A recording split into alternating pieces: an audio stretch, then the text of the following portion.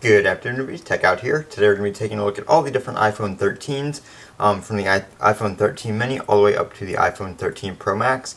Now, these right here are all dummy units. Obviously, the iPhone is not out to the public yet.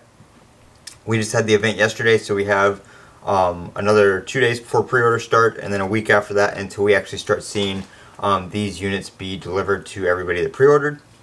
But these units, as from what we saw yesterday, are pretty accurate representations of what the phones are going to look like, and they are definitely spot on size wise. Here is my actual iPhone 12 Pro Max compared to the iPhone 13 Pro Max, and you can see here the size matches up. So we're just going to do a little bit of size comparison, take a look at the camera modules and that kind of stuff in this video.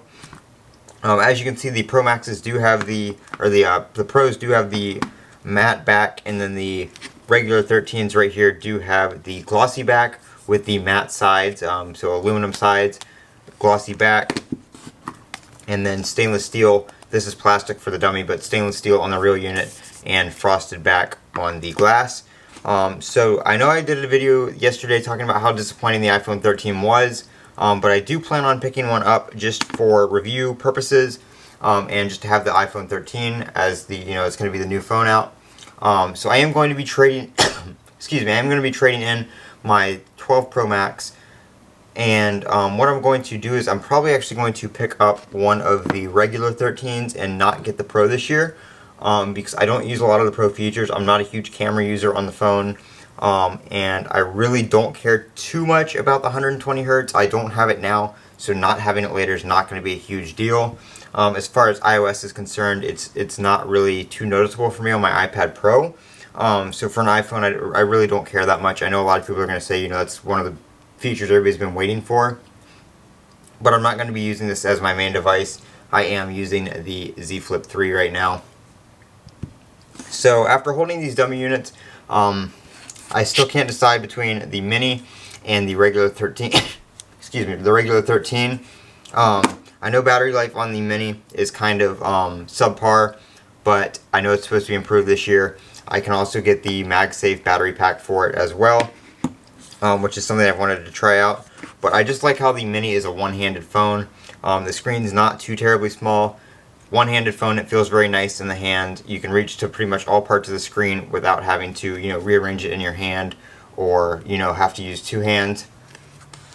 But that being said, the 13 is a nice size as well. As you can see here, we do have the two diagonal camera modules right here. I don't remember if it's like this on the real phone or not, but I know it's not like this on the real phone. This one's kind of glossy right here, and matte right here and glossy right here. I know on the 12, these are matte and the back was glossy, so I'm guessing that is just a kind of, they forgot about that on the dummy units. And as you can see here, the spacing here is a little bit different than here. But again, I'm pretty sure that is just something related to these dummy units that I have. This does feel like it's real glass on the back of these. These are actually kind of heavier than the matte ones for some reason. Not too sure why that is, but like I said, they're dummies, so not everything is going to be exact.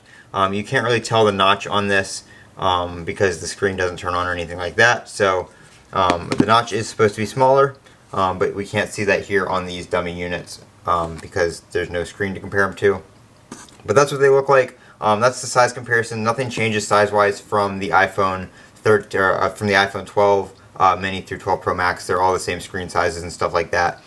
With the batteries, though, they are a little bit heavier. They do get a little bit heavier, but that's pretty much about it in terms of physical design. So with the Pros, like I said, you get the 120 Hz screen, you get the cameras, that kind of stuff.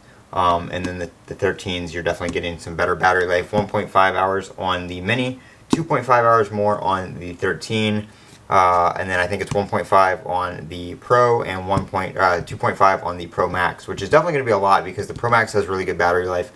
This phone definitely got me through all day, no problem, on the 13 Pro Max. So looking forward to seeing how the battery life is on these, especially the mini, because that was the one everybody was complaining about on the 12. But we'll see. I'm probably going to get either one of these. We'll have to see how it goes. I'm going to get red. I like the red this year. They brought back that deeper red it looks from the images, so hopefully it's like that in person. But this is Techout. If you guys have any questions, feel free to drop them down in the comment section below. And as always, don't forget to comment, rate, and subscribe. Have a great day.